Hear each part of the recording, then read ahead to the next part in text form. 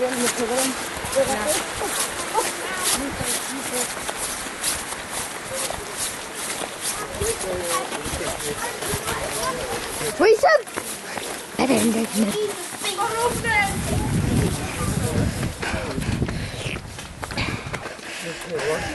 Going too far. Not. Did that because you saw the gate and the style and you went for it and you did you. That's great. Yeah, they should have been.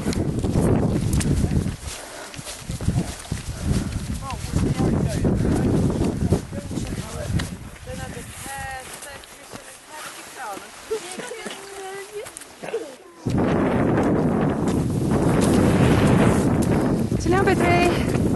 Fantastic. Daith, ti'n iawn? Dyma ni, Aelodau Gwerin Y Coed yn y pellter. It's interesting that... Di? Ti'n mwynhau? Oh, hwn di tro gyntaf chdi fyny Cnicht? Ie, Golygfa'n hardd ydi.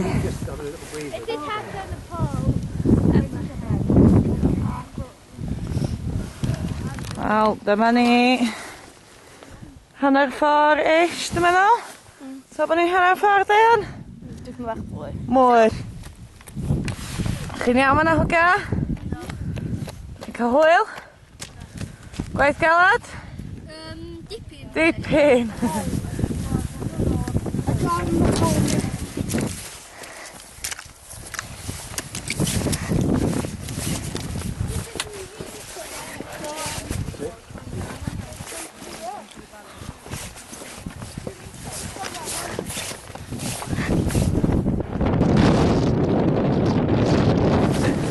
Wel, dyma ni. De helo.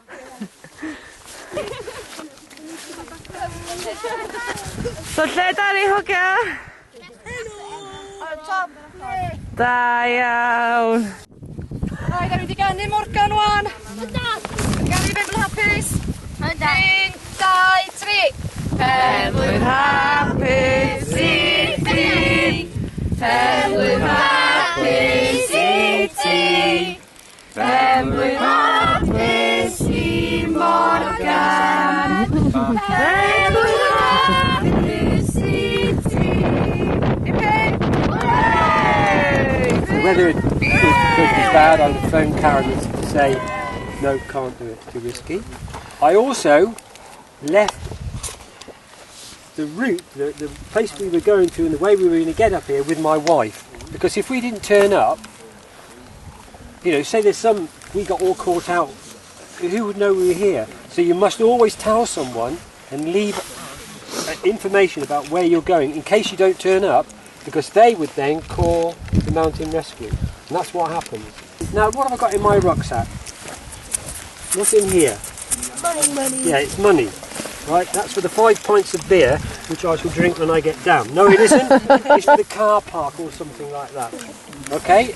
So you should have a phone, because it may be, you know, if there's something happens, if there's something happened to you, the first thing I'd try and do was contact rescue.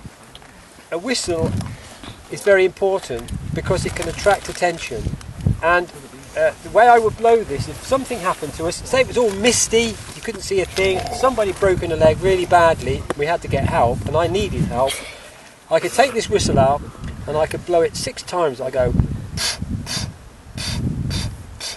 6 times, I'd wait 10 seconds and then I'd do it again.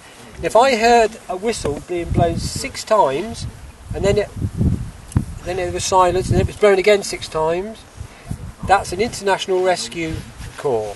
So anyone hearing that would phone the police up and say, I'm on Mynydd and I heard the international distress call being sounded off. Right? So a whistle is very important for attracting attention. What's this? Come on, what is it? Oh, headlight. Yeah. I don't know how long we're going to be here, and if someone gets hurt, we might be here until after dark. So, what's that? Yes. It's a compass, and you should know how to use it. If you have a compass, you should also have a map.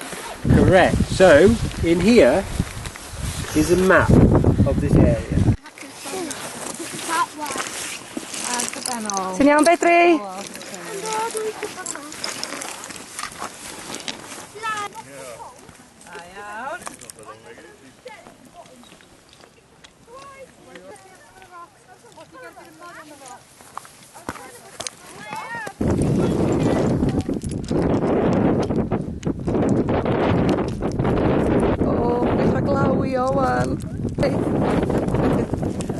Pawb wrth ochr yn mynd lawr.